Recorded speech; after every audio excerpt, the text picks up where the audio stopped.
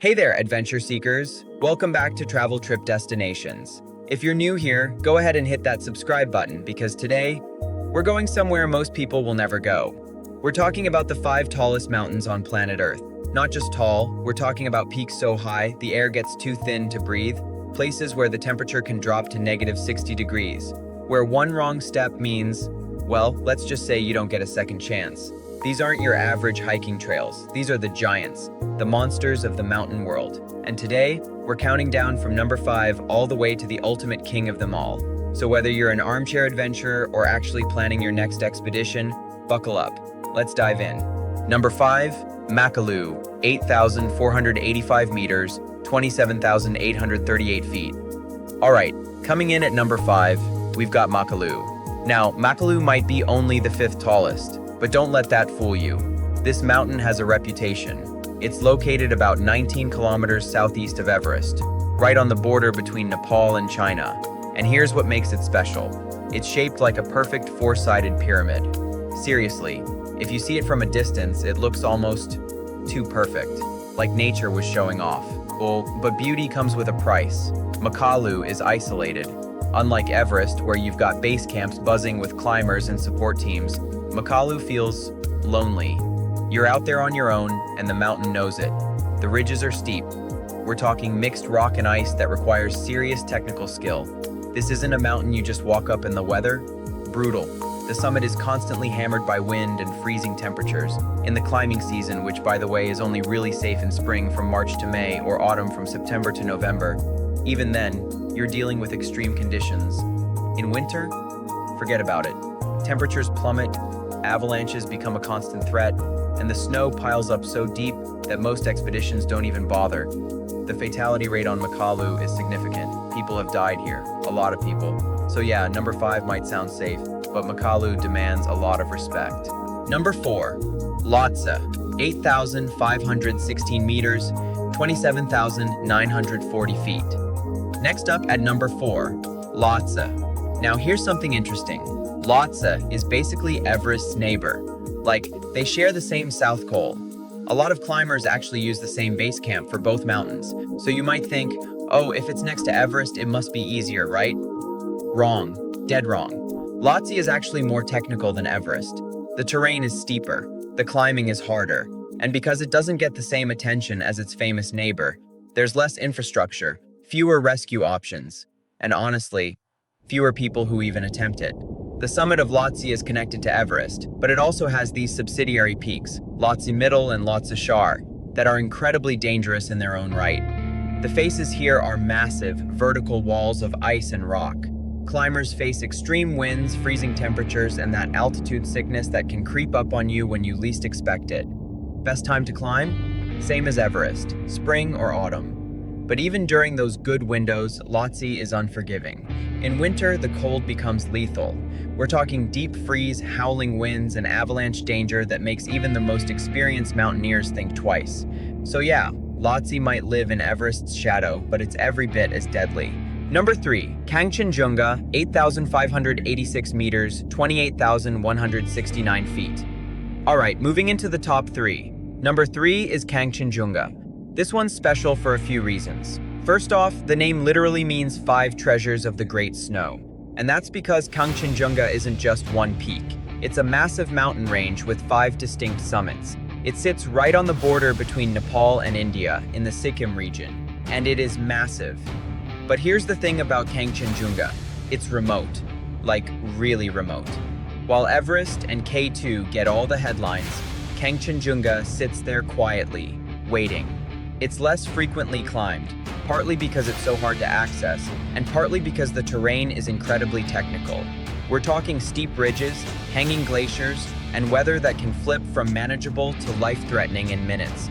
The local people in Nepal and India consider this mountain sacred. And honestly, when you see it, you understand why. It's awe-inspiring, but that reverence comes with responsibility. Climbers are actually asked to stop just short of the true summit out of respect for local beliefs. So even if you make it to the top, you stop a few feet below. Temperature-wise, it's as brutal as you'd expect. High altitude, freezing cold, and in winter, December through February. Temperatures drop so low that trails become almost impassable. Avalanches, frostbite, altitude sickness. It's all on the table here.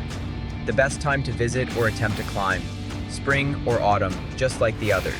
But even then, Kangchenjunga has a way of humbling you. Number 2, K2, 8,611 meters, 28,251 feet. Okay, here we go. Number 2, K2. If Everest is the most famous mountain in the world, K2 is the most feared.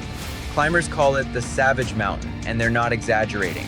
This beast sits in the Karakoram Range, right on the border between Pakistan and China, and it has a reputation that makes even seasoned mountaineers nervous. Why?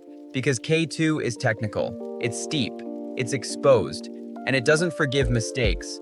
One of the most dangerous sections is called the Bottleneck, a narrow couloir about 400 meters below the summit.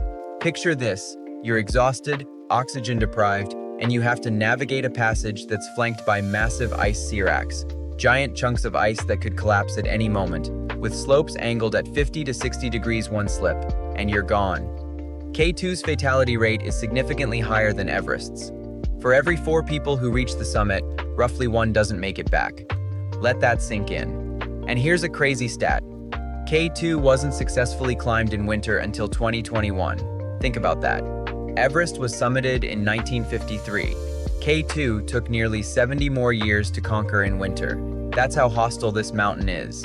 The weather is savage. Storms roll in fast, winds are relentless, and temperatures are brutally cold. The main climbing season is summer, June to August, when conditions are slightly less deadly, but even then, K2 tests you in every possible way.